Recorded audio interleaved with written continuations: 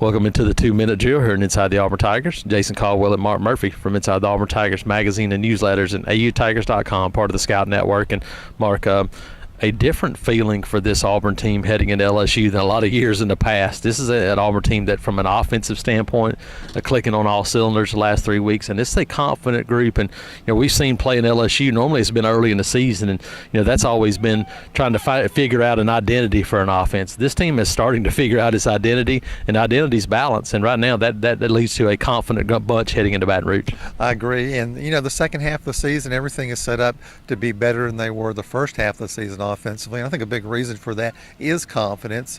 And it's easy to be confident when your starting quarterback's completing 71.2% of his passes, record pace for an Auburn player for a single season.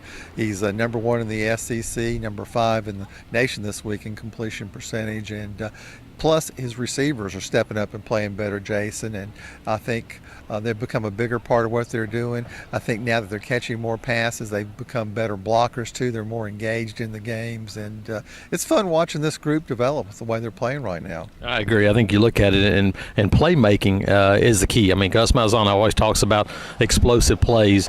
Look at the difference in this Auburn offense the last 3 weeks, Mark. It's been those explosive plays in the running game, in the passing game. That allows you to score easier. It's a lot easier to score when you have a 50-yard play mixed in than it is to have to drive it 10 or 12 plays, and that's been the biggest difference. When you got the majority of your receiving core that's had a catch, a pass play of over 47 yards this season, boy, that's very unusual. And, if I'm defending Auburn right now as a coordinator, I'm concerned about the passing game a lot. I'm concerned about how well Auburn's been running the ball in the corners and the different ways they've been doing it. And I'm concerned about the way Kerryon Johnson's running the ball. That gives this team some confidence, too. I agree. I think you look in 21, maybe the whole key for this Auburn offense. You see the difference in him starting to get healthy. And not only is it, people thought coming into the year it was going to be passing game, how much he's going to help the passing game, improve it with his hands. But he's a fierce blocker. He's a really, really good protector in blitz situations. But the thing you look at Kerryon now is you see now with him getting healthier again, he wasn't close to healthy really any time last year.